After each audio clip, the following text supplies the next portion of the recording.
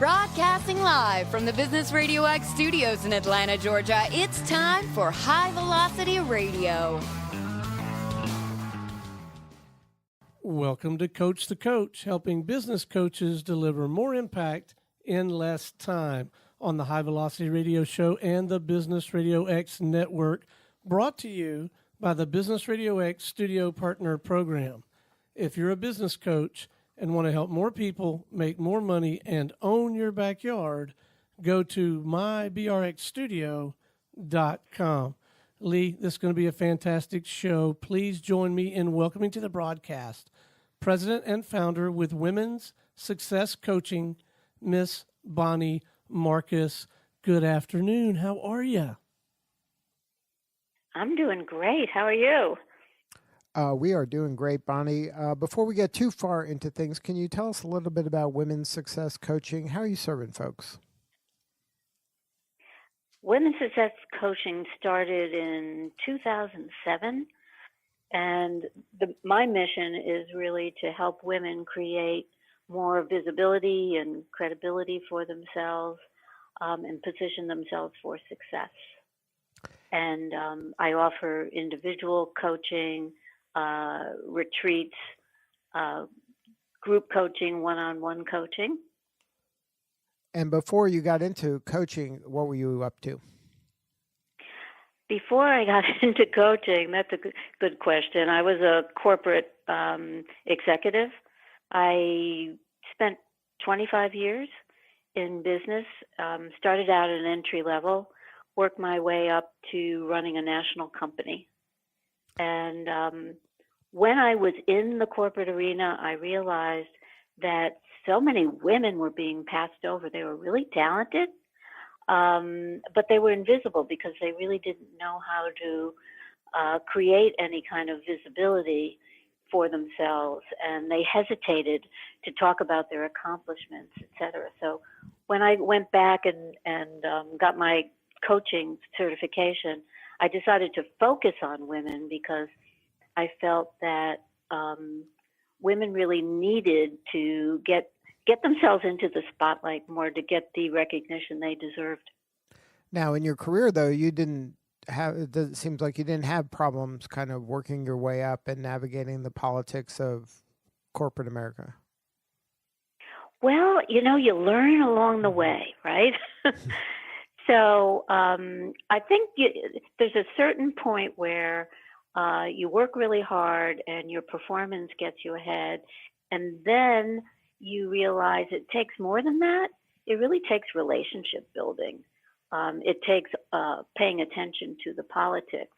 And I did have a major hiccup in my career. I was working with one company for about 8 years, and I had a rapid rise to the top. I received a whole bunch of different promotions.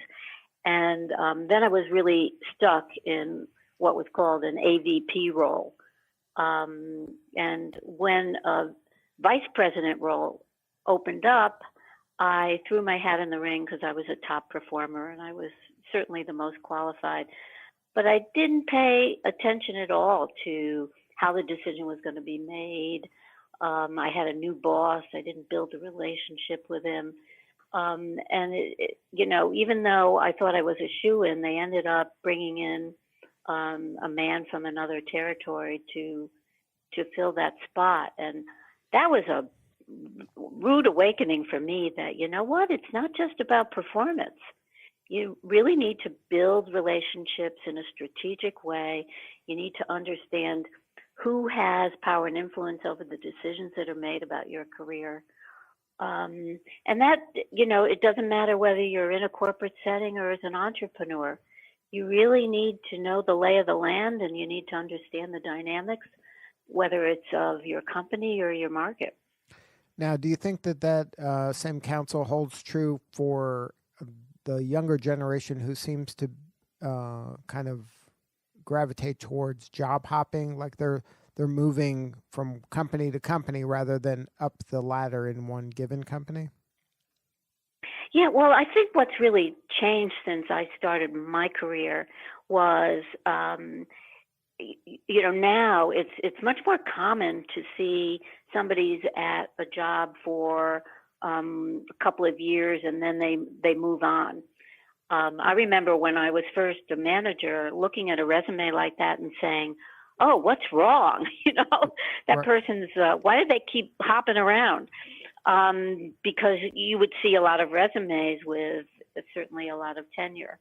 And things have changed now. I think that it's almost a mark against you if you stay in one job with one company for a long period of time. Now there's kind of a red flag on that. It's like, well, are you too complacent, and what are you doing Right. staying there in one place for so long? And I think that we do see that play out with younger generation, with millennials. They don't have the same expectation that they need to stay in one place for a long period of time. They're looking to see, more what they can get out of that job in terms of experience, in terms of responsibility, and then use that to leverage their next situation. Now, before you got into coaching, were you doing some coaching? Is that just part of your DNA, that's kind of your personality, that you're helping and mentoring and coaching people? Yeah, I think that's true of all of us, don't you? I loved empowering my team and coaching my employees along the way. That was always very, very satisfying. At one point, I had 18 direct reports. But one of the favorite things I'd love to do was to not only work one-on-one with all of them to help them build their leadership skills, but to bring them all together and have brainstorming sessions where, they could all learn from each other. And that, that's really what coaching is about. It's not, as it's not that the coach has all the answers. It's about helping individuals find out what the right path is for them. And then after you left your corporate career, obviously one of your choices was to be a consultant or serve still doing the work similar than what you did, but you decided to kind of change gears and get into coaching. What was that kind of thought process while that was occurring?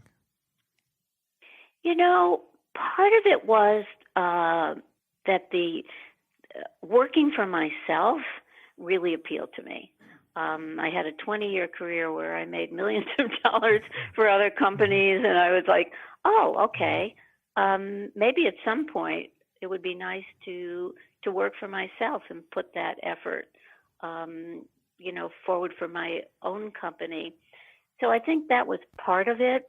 And part of it, to be really honest, was a lifestyle choice. When I was an executive, I was flying all over the country and very rigorous travel. And I needed a break. Mm-hmm. Most of the coaching I do is remote. I've had some engagements with companies where I'm on site, and I do a lot of speaking, so I travel for that. But it's more under my control as a coach and running my own business. And then, so when you were deciding your different choices, and you said, okay, I'm going to be a coach, at that point, did you say, okay, now I'm going to have to get certified, that's going to be an important credential to have, even though you had all the decades of practical experience? I did. I wanted the credibility of being a certified coach. I felt it was important for the type of clients that I wanted to serve in a corporate setting. And I found that since then, a lot of companies don't necessarily look at whether or not you're certified, and certainly there are a lot of coaches out there who are very successful who aren't. But at the time, to me, I thought that was the right path to take. Now, what about kind of partnering with a coaching methodology? Did you look around for different types of coaching certifications out there, or kind of the gurus in the space to join forces with? Or did you say, I'm going to do this on my own with my own kind of methodology? No, I definitely looked for certification programs, and I wanted something that would be easy to do, that would be fairly affordable, and that would get me ICF certified. So I wanted the program to be rigorous enough, and I ended up finding a coaching program through IPEC, and ended up getting that ICF certification. Passing the test for that. And I think it was like a 9-month program. What I really liked about the program that I took was they had on-site weekends, and we also had then online a lot of telephone group discussions as well. Do you remember the first person that maybe you didn't know very well that was your first person you coached? Well, the first person I formally coached, as part of the program, we coached each other. Right. And so, some of the other students in the program, we would have to coach and log in so many hours. Right, but the first person that was paying you, and then, you were doing this for real now for the first time. The first person that was paying me. That's a good question. I don't remember the person's name. Right. I know that I started to build that network by letting people know, former colleagues that I worked with, other coaches who had different niches would refer to me, and I started to build up my clientele that way. But I'm just trying to get at if you were nervous or that kind of experience from your end of things, how you went through that, and here's this person that's counting on me, and I'm kind of new with this. I see what you're saying. No, I didn't have any of that. It felt very natural to me. So I didn't feel like I was out of my comfort zone in any way. I know that a lot of coaches, a lot of women especially, struggle with, well, how do I take money for this, and how do I charge? And, sometimes we tend to undervalue ourselves. So I think, that's always a struggle, is what is the right fee, and do I feel comfortable with that? I certainly help a lot of clients with that. But I was very comfortable with the coaching process. Were you always focused on women, or did that come later?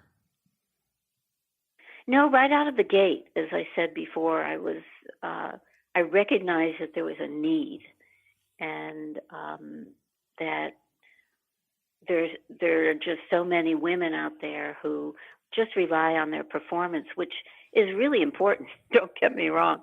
But they don't really understand how to build any kind of credibility in an authentic way. And I have coached men, and believe me, there are plenty of men who have trouble promoting themselves effectively as well. But my primary focus, the bulk of my clients are women. And that's a good lesson for the coaches out there. Even though you might specialize in one group, you're going to get other people like it. Yeah. And a lot of people think that they're missing out on things, but I think by specializing, you're separating yourself from everybody else. And that's scary. I remember it was part of our coaching program to identify a niche, and I think that was challenging for all of us in the program, as I remember, because it was, gee, if I narrow it down, I'm going to miss all these people, just as you just said. And yet Marketing 101 tells you that the better you are at defining that niche, the more likely you are to attract the right clients. But it's a little scary at first. Right. We say niches brings you riches, but it is a leap of faith. Now, during your coaching career, you put together a book, The Politics of Promotion. Can you talk about how that came about? Yeah, the politics of promotion is really based on my experience of being blindsided and passed over for the promotion that I described earlier. Mm-hmm. And understanding that women especially tend to avoid office politics because they think it's a waste of time and they think it's nasty. But when you're not paying attention to the dynamics in the workplace, you can set yourself up to be blindsided and overlooked. So I put together what's called a political toolkit in the book. It describes 5 different tools to help you build your political savvy and get ahead in the workplace. How to best navigate the complexities of the workplace. Now, how are you defining politics? Like, is that the kind of chit chat, people talking behind their back, or people kissing up in order to get ahead? Like what's your definition of politics in this sense? The politics in this sense is the dynamics in the workplace. And I talk about 3 different things that you really need to look at. You need to look at what the rules are and what the unwritten rules are, because a lot of the unwritten rules rule. That's well said. Right? And so, look under the covers and really, what does it take to get ahead where you are? Not what you're assuming, but what is the reality? Look around at whether, if you're a woman, look around and say, okay, have other women made it to the top? And if so, what are their relationships and how have they done that? And who are, what's their book of business and these kinds of things. So it's really getting into the reality of what those dynamics are and what it takes to get ahead, what kind of behavior is rewarded, what kind of behavior isn't rewarded. So it's the culture, it's the rules and unwritten rules, and then it's who has power and influence. Who has power and influence over decisions that affect your career, and how do you build a very strategic network to support your career goal? Understanding who those people are and how you can build and nurture relationships that will be a win-win. Now, how do you determine who really has power? Like, are there some tips on that? Well, it's observing. In the book, the tool that I use is a magnifying glass, just to remind you that you need to really pay attention to all the little things that are going on around you. And very often we think, well, you look at the org chart and that's who has power, but not necessarily so. There are a lot of instances where, somebody at the top will give up their power or somebody has more influence.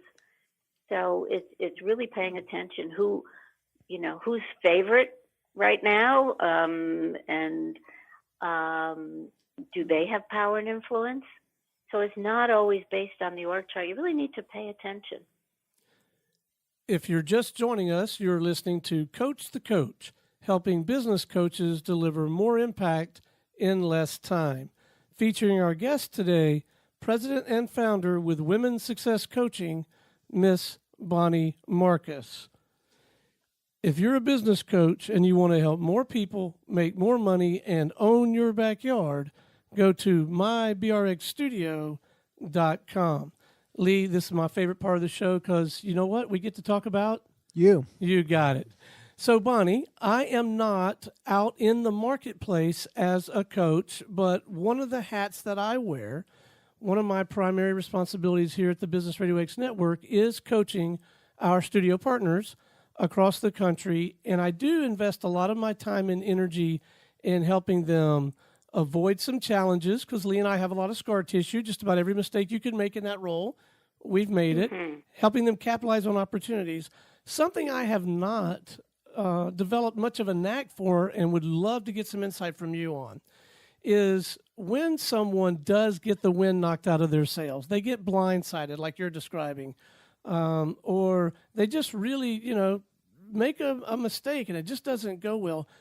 Coaching them through what I'll call recovery and coming back. And I wondered if you had some disciplines or some methodology, or, here's the 3 things that I tell them, or any counsel you might offer to me and other coaches who find themselves from time to time needing to coach people through kind of bouncing back and recovering from something like that. Well, I think part of it is, as a coach, is acknowledging with your client the pain, right? Whatever they went through is real, and just listening to that, letting them vent if there's anger, whatever that is. Very often you're going to pick up on cues that the anger is either directed outward or inward. And then that helps you as a coach to figure out, well, where do you go forward? If you think it's all external, if the client thinks so, then I will coach them around how, when you feel like a victim, you're paralyzed and you're stuck. And so how do we get out of that, right? If it's internal, then there's a lot of, because there's a lot of things that we tell ourselves that keep us stuck, or don't allow us to see the situation in a very objective way. So in a situation where somebody has, say, been blindsided, what are they feeling first and foremost? And I think, before you get into the super coaching methods, you really need to listen to your client and then pick up on cues from that. And then it's important, I believe, to figure out how do those feelings serve you? Do they serve you? What are you feeling? Are you holding yourself back, et cetera? And what are the lessons that you've learned from this experience going forward? I am so glad that I asked. Everything you just shared makes a lot of sense, and I'm going to go back and listen to this and try to incorporate it into my work. But I can tell you, at least just right out of the box, I can tell you right now, I'm not doing a good job of acknowledging the pain. My default MO is to dismiss the pain, or to dismiss it. And I can see that if you take that first step, you maybe create this foundation for this deeper conversation. So that's one immediate thing for me to start working on now. So thank you. And you know what? We tend to want to jump in and solve things, right? Yeah. And so that's an easy first step, I think, to miss. Yeah, thank you. Well, Bonnie, we were earlier talking about your book, The Politics of Promotion, and I wanted to talk a little bit about how the book you actually wrote, the writing process for writing the book. Was it difficult for you to kind of get your thoughts down on paper? And if you could share some tips for helping a person put a book together. Yeah, okay. So when I started coaching in 2007, everybody said you need a website, right? And you need to start a blog. And I remember my first blog, I sat there and I was looking at my computer and I said, what can I possibly write that anybody would find important? The first blog post was just really difficult. But I started to blog. I just started to write. And not long afterwards, Forbes contacted me. They saw one of my blogs and they asked me if I would become a contributing writer at Forbes. So I have been writing a column for Forbes for years. And what that's done is, of course, produced a lot of content, got to tell you. But it's just made it easier. It's not like writing the book was the only writing I do. At one point, I was writing for Business Insider, another site called Fairy God Boss. I still now just write for Forbes, but it's that practice of just writing.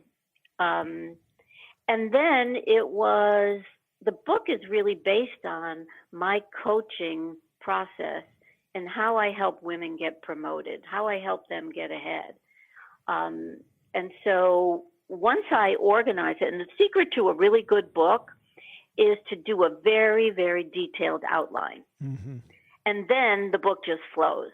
But it's really spending the time on where do you want what do you want people to take away from this book? What do you want them to learn? And putting together a very detailed outline and just going with it. And then I know that when I've written a book, I found the outline is critical. That's great advice. But what I was doing with my outline, as I kind of built out the chapters, I would put like a file folder for each chapter. And then anything interesting related to that, I would put in the files.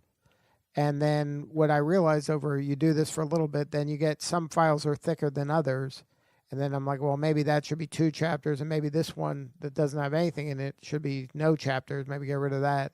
Like it helped me kind of build the book just over time. Did you find that something similar, like when you were writing it and you had those chapters? Well, similar, yeah. I mean, I did. One thing that I did for my book was I did hundreds of interviews. So I mean, that was probably the most challenging part of putting the book together, because there were pieces of different interviews that I could put into different chapters. Right. And so I would print up the transcripts from the interviews, and I'd highlight, like, in certain colors based on color code by what chapter that would fit in, right, where that would fit in. So I could go back when I was writing that and fill in the interviews. But the interviews and the research probably made it more challenging. I'm now writing another book, and I'm doing something similar to I've got the detailed outline. I've done the book proposal, and it's out now in front of some publishers and agents. But it's putting things into different folders and chapters. So if I see research, I said, oh, okay. Or I pull something from an interview, oh, that's for chapter 3. Right. So I think it's similar to your approach. Yeah, it just helps me organize it, because it could get overwhelming. It seems like if you're trying to build a book seems hard, but building a chapter seems manageable. Yeah. Now, in your career, it's grown and grown, right? Your practice keeps thriving, and you just keep expanding your offerings, and now there's a second book. Do you have any kind of wisdom to share about how to successfully grow a career like yours? Oh, I think, don't get stuck in a rut, right? I think always look for opportunities to grow and learn from other people, and kind of pick up on trends that you're hearing, especially from your clients. Because I do a lot of speaking, I get exposure to, sometimes hundreds of women at a time who'll come up to me and talk about some of their major issues. And that helps me a lot to stay, to keep focused on what is currently going on in the workplace. Not that anything has really changed, I'm afraid to say. Right. But because I'm no longer in the corporate setting, that kind of helps me a lot. So I think, just listening, being open to what's going on, whatever it is in your niche. And for me, it's reading what's going on with women in the workplace now. And that helps me find, new opportunities to write and new opportunities for coaching. Now, do you find that kind of, maybe, I don't know if this would be an unintended consequence, but it was something, maybe a happy accident that happens when you're doing the speaking you're doing and you do all those interviews that you've done, is that helps you build a really robust network that you can lean on for other things down the road. Yes, that's true. Yep. And actually, a few years ago, I had a radio show as well.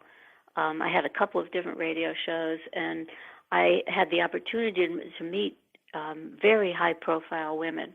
And then when it came to writing my first book, they were right there to do testimonials and endorsements for the book.